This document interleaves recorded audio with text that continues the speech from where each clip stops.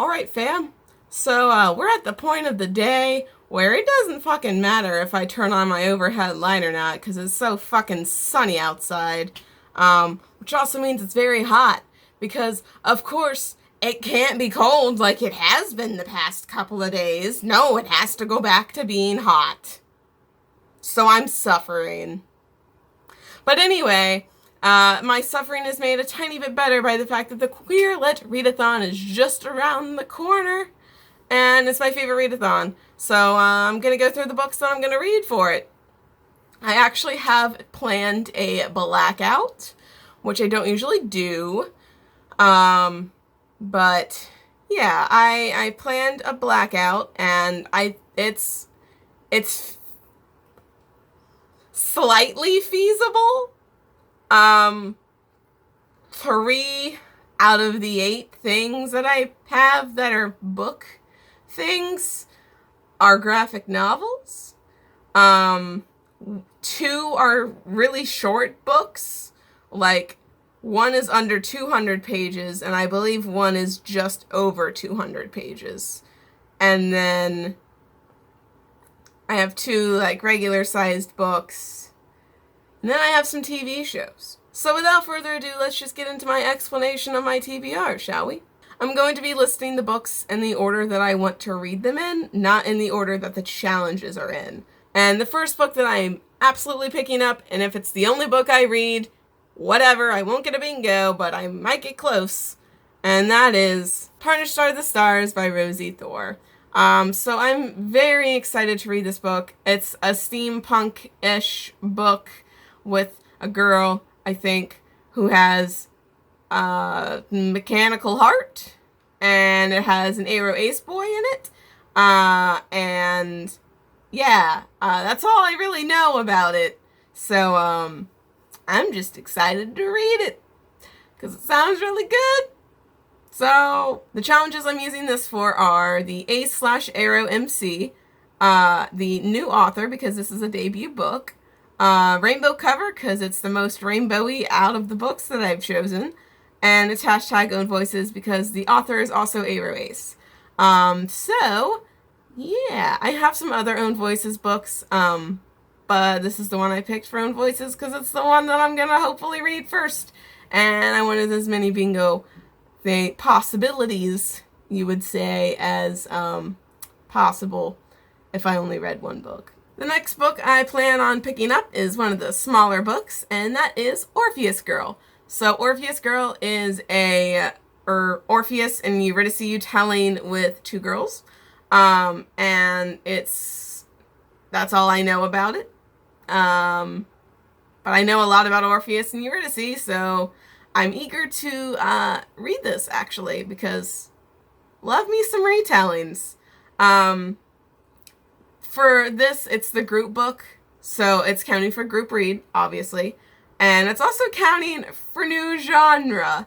Now, you may be thinking to yourself, you read retellings, especially Greek mythology retellings, like, whenever you can get your hands on them. How is this a new genre to you? I'll let you know, I don't read a lot of female-female romances.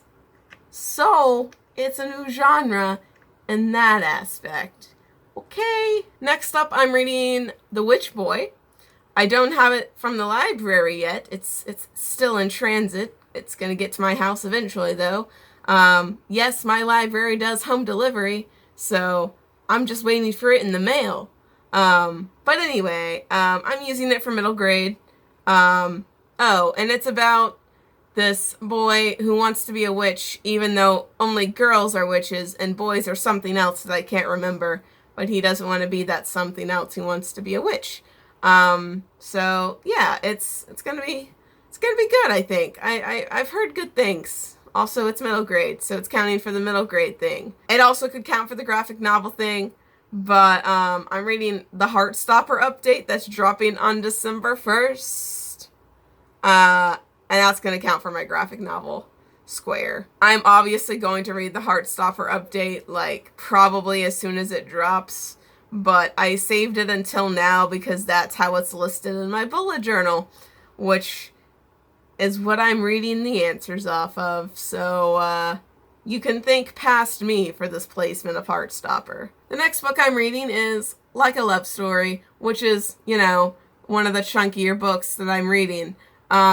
So this I'm counting for historical fiction and a person of color author. So this also technically could be own voices if we wanted it to be. But historical fiction, right? Okay. So this takes place in the 80s during the AIDS crisis, and I know what you're thinking. That's not historical fiction.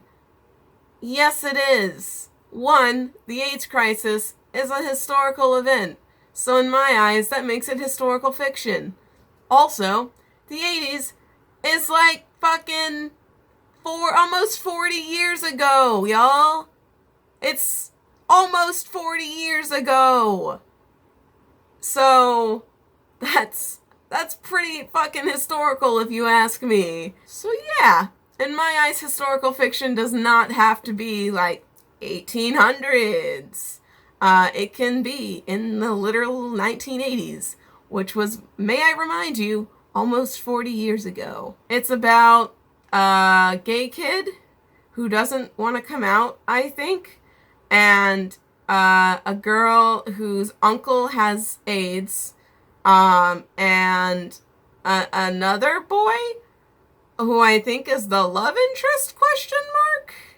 But I think it's more about like found family, rather than like romance. But I haven't looked at the summary of this since I like bought it, and I'm not gonna look at it now because I've already told you what I think it's about, and if I'm wrong, you guys can just laugh at me. The next book I'm also getting from the library, but it literally hasn't been released as of the time I'm filming this. It comes out November 26th, and I'm filming this on the 22nd? I think it's the 22nd. And that is The Gentleman's Guide to Getting Lucky.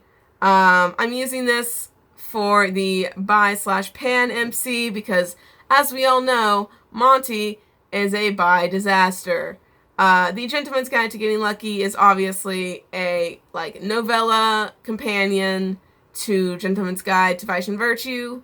I believe it takes place after Gentleman's Guide to Vice and Virtue, so I'm not going to give away like what it's actually about because I don't want to spoil Gentleman's Guide to Vice and Virtue, you feel me?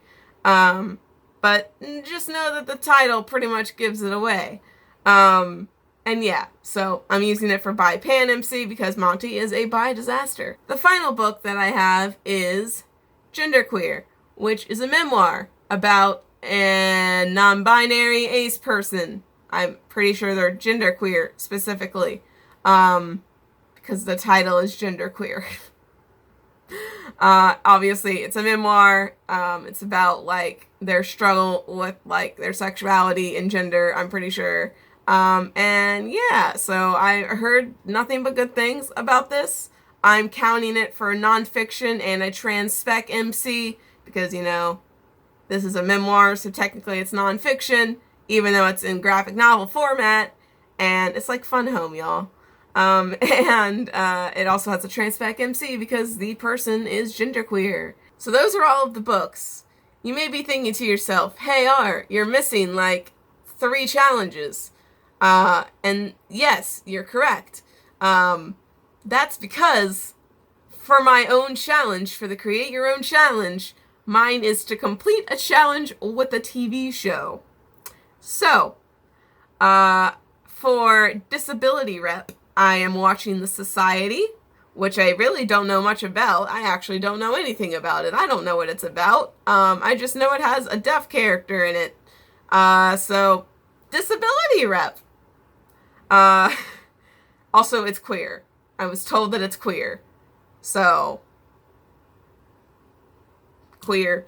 It's a queer TV show with disability rep.